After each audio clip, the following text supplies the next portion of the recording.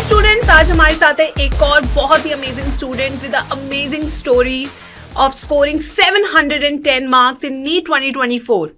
नाम है Kavya Chitara and he is from a Shivganj town in Rajasthan. तो कैसे फर्स्ट अटेम्प्ट में नीट क्लियर किया जबकि रिसोर्सेज नहीं थे, बहुत अच्छी कोचिंग फैसिलिटीज भी अवेलेबल नहीं थी, बट फिर भी एक गोल था, एक फोकस्ड गोल था कि नहीं, मुझे नीट क्लियर करना है. तो कैसे किया इस बच्चे ने अपना नीट क्लियर फर्स्ट अटेम्प्ट में, यही स्टोरी आज हम जानने के लिए वेलकम करते हैं काव्य को. Hello Kavya. Hello ma'am and welcome to Adda 24/7. Thank you ma'am. तो काव्य, कैसा लग रहा है सबसे पहले? बहुत ज़्यादा अच्छा लग रहा है एंड सोचा नहीं था कि इतना स्कोर आ जाएगा कि आपके सामने बैठने का मौका मिलेगा. थैंक यू बच्चे. मैंने ना काव्य के बहुत सारे व्हाट्सएप स्टेटस देखे जहाँ पे मैंने देखा है कि काव्य को पगड़ी पहना के मतलब कि बहुत ही अच्छे से इसके स्कोर को सेलिब्रेट किया, जैसे कि एक ओलंपिक विनर आता है ना अपना मेडल लेके, बिल्कुल सेम वैसे ही सेलिब्रेशन मैंने इसके स्टेटस पे देखा है. तो मुझे सारा बताओ उस दिन क्या क्या हुआ, आपको कैसे फील हुआ, क्योंकि this is going to motivate thousands of students जिनके पास रिसोर्सेज नहीं है बट वो नीट क्लियर करने का सपना देखते हैं. मैम स्कोर इतना ज़्यादा एक्सपेक्ट नहीं किया था क्योंकि दोनों साल मतलब 680 670 के आसपास स्कोर था एंड नीट में अचानक से ऐसे 710 आए. फिर रैंक वगैरह देख के भी पहले तो थोड़ा ऐसे बहुत ज़्यादा एक्साइटमेंट हो गई थी. पापा एंड फैमिली बहुत ज़्यादा एकदम एक्साइटेड हो गए थे. फर्स्ट अटेम्प्ट था तो पता भी नहीं था कि रिएक्ट कैसे करते स्कोर को लेके. एंड फिर जब था कि हाँ एम्स दिल्ली मिल जाएगा तो बहुत ज़्यादा ऐसे खुशी हो रही थी क्योंकि 2 साल इस चीज़ के लिए ही पढ़ा था दैट टॉप कॉलेज में जाने का मौका मिलेगा एंड फाइनली वो चीज़ पॉसिबल हो रही थी. तो बहुत ज़्यादा खुशी थी उस टाइम. और बेटा आपके बोर्ड्स में भी बहुत अच्छे नंबर आए हैं. Yes ma'am. कितने मार्क्स आए आपके? मैम 12th बोर्ड में 96% आए.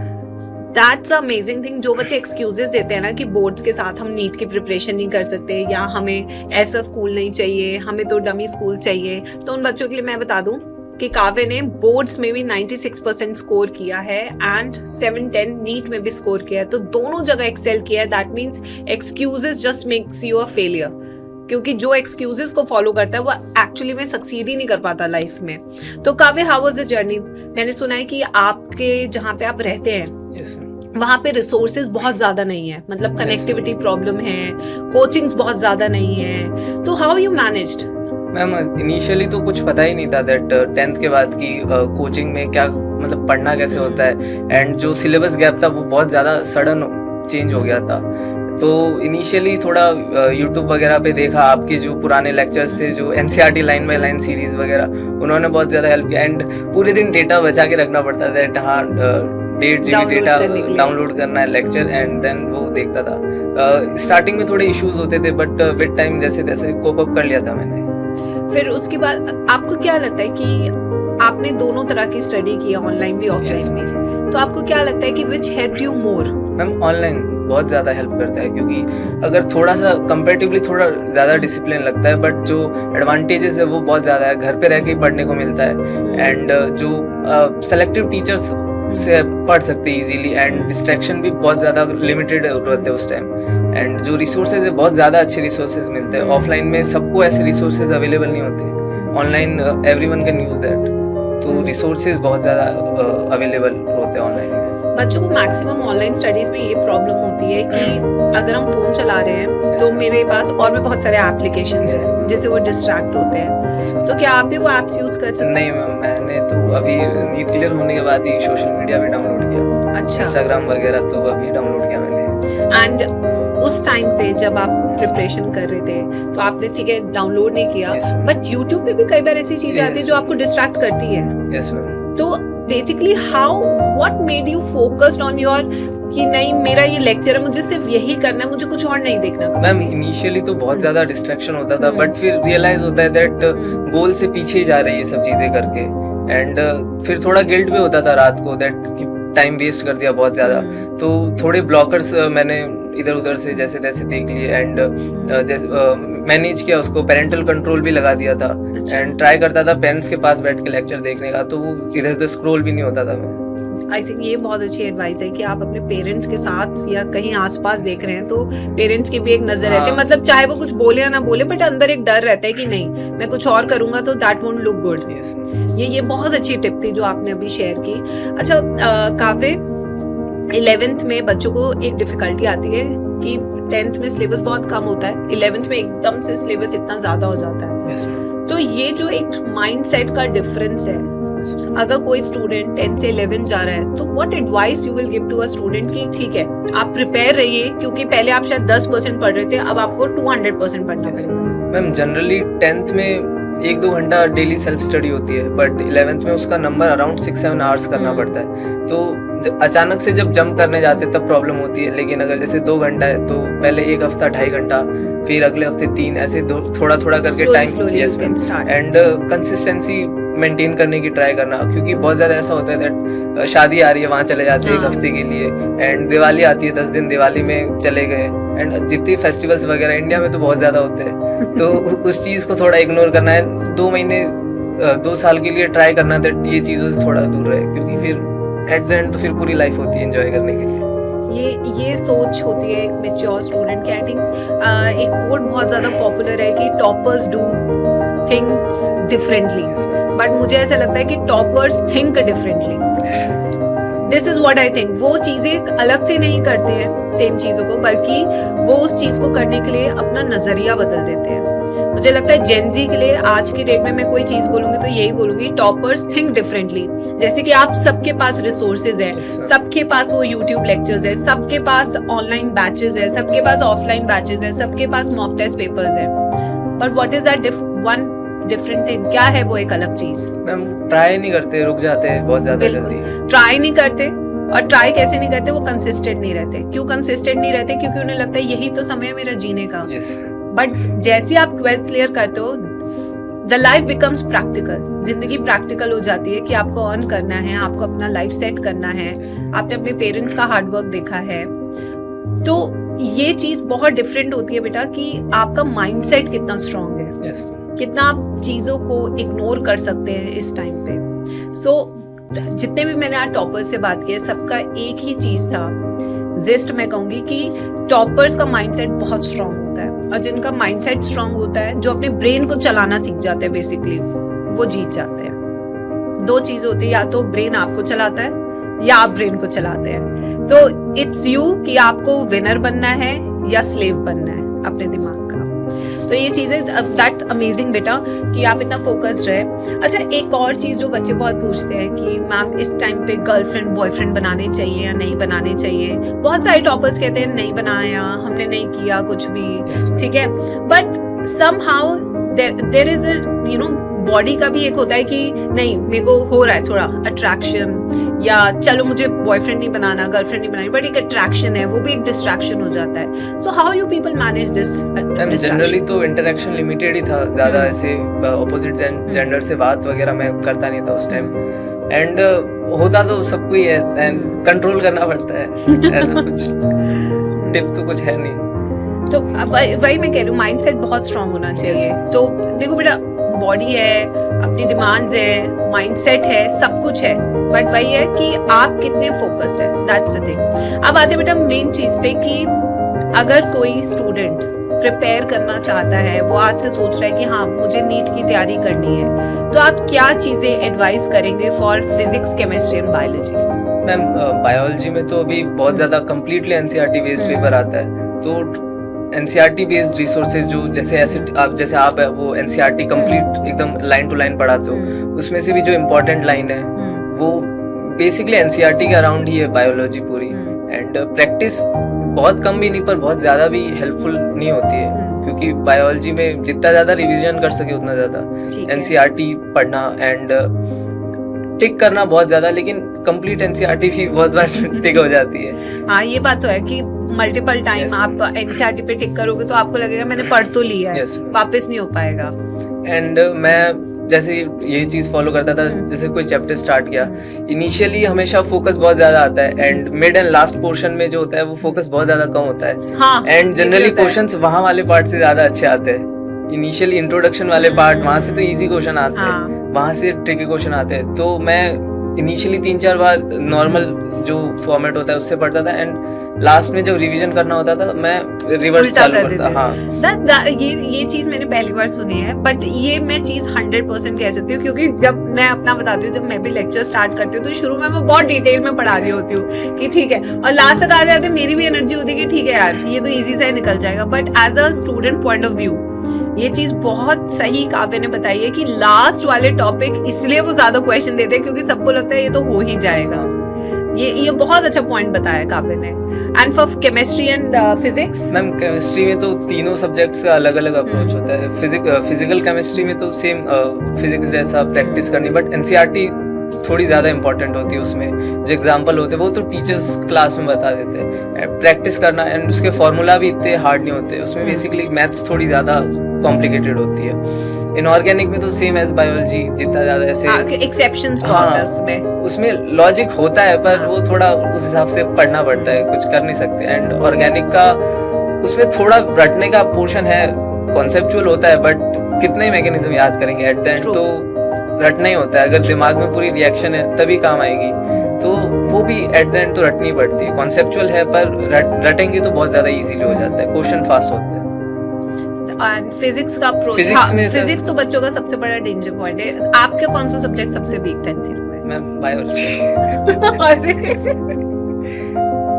फिजिक्स अच्छा था? हाँ, फिजिक्स सबसे अच्छा था। तो तुम बने जेई के लिए थे बेसिकली? मैम जेई के क्वेश्चंस ट्राई करता था, हो जाते थे फिजिक्स, है ना? तो तुम बेसिकली तुम्हारा जो दिमाग का एप्टीट्यूड है that is for JEE engineering के लिए ज्यादा है। पर मैम मैथ्स थोड़ी ज्यादा अच्छी नहीं लगती, तो बायो ठीक थी। ठीक है, तो देखा काव्य ने ये देखा कि कौन सा ज्यादा खतरनाक है, मैथ्स या बायो। उसे कहा बायो झेला जा सकता है, मैथ्स नहीं झेला जा सकता। अच्छी बात है। तो और फिजिक्स? मैम प्रैक्टिस कंसिस्टेंटली, वो एक्चुअली बायो और केमिस्ट्री पढ़ के ऐसा हो जाता है कि उसमें भी ट्राई करते हैं कि कुछ रट लेते हैं वगैरह, but I think practice he important है। अच्छी मतलब 3-4 बार भी अगर क्वेश्चन ट्राई किए हो मॉड्यूल के या जो भी डीपीपी वगैरह, तो मसल मेमोरी डेवलप हो जाती है फॉर्मूलाज वगैरह को लेकर।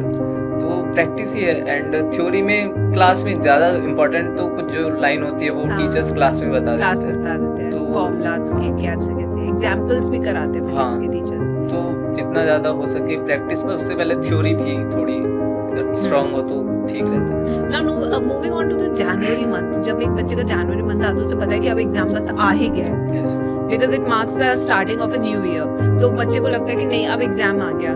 So how you start revising your entire PCB?